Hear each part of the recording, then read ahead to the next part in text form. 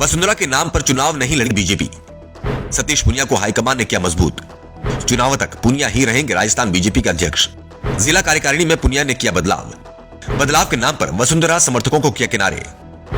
राजस्थान में इस साल के अंत में विधानसभा चुनाव होने हैं। प्रदेश में हर 5 साल बाद सत्ता बदलने का इतिहास रहा है। अभी कांग्रेस सत्ता में है और बीजेपी नेताओं का जोश बता रहा है कि अब उनकी बारी आने वाली है।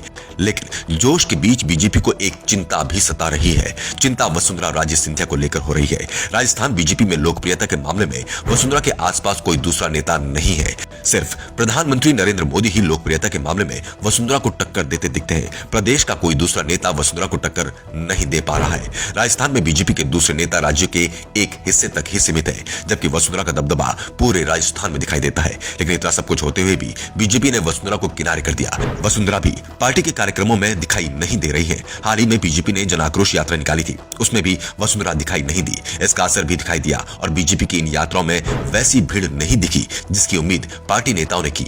जयपुर में तो यात्राओं के रथ को हरी झंडी दिखाने के लिए पहुंचे जेपी नड्डा कम भीड़ जुटने पर नाराज ही हो गए थे। लेकिन इसके बावजूद वसुंधरा को पार्टी की ओर से बड़ी जिम्मेदारी नहीं दी गई और अब उनके समर्थकों को भी किनारे लगाने की कोशिशें शुरू हो गई हैं।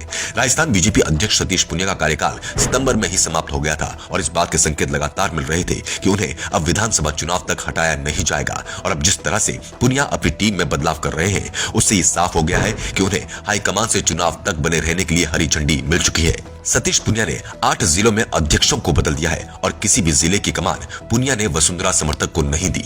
अपने खास लोगों को पूनिया ने अध्यक्ष बनाया, जबकि हटाए गए अधिकांश जिला अध्यक्ष वसुंधरा राजे सिंधिया के करीबी माने जाते थे। यानी संकेत साफ दे दिए गए हैं कि राजस्थान में बीजेपी अब वसुंधरा को पूरी तरह से किनारे लगाने में जुट चुकी है। जिन जिलों में नए जिला अध्यक्ष बीजेपी ने बनाए हैं, उसमें अलवर उत्तर में उम्मेद सिंह, अलवर दक्षिण में अशोक गुप्ता, भरतपुर में ऋषि बंसल, सवाई माधोपुर में सुशील दीक्षित को जिला बीजेपी की कमान सौंपी गई। इसी प्रकार बाड़मेर में स्वरूप सिंह खारा, बालोतरा में बाबू सिंह राजगुरु को जिला अध्यक्ष बनाया गया। बीकानेर शहर में विजय आचार्य और बीकानेर देहात में जालम सिंह भाटी को पार्टी का जिला प्रमुख बनाया गया।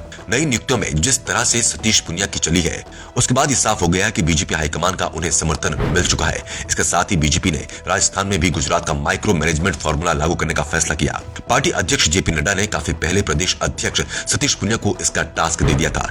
गुजरात में बड़े मार्जिन से जीत के बाद उस फॉर्मूले पर अब मुहर लग चुकी है। इसके साथ ही ये भी साफ हो गया है कि बीजेपी इस बार राजस्थान में बड़े पैमाने पर टिकटों में फेरबदल करेगी। 2018 में जिन लोगों को टिकट मिला था, उसमें से करीब 120 लोगों के टिकट काटने की तैयारी हो चुकी है, जिसमें 25 विधायक भी शामिल बताए जा रहे हैं। और सबसे बड़ी बात, जिन लोगों के टिकट कटने के संकेत मिल रहे हैं, उनमें अधिकांश वसुंधरा समर्थक ही हैं।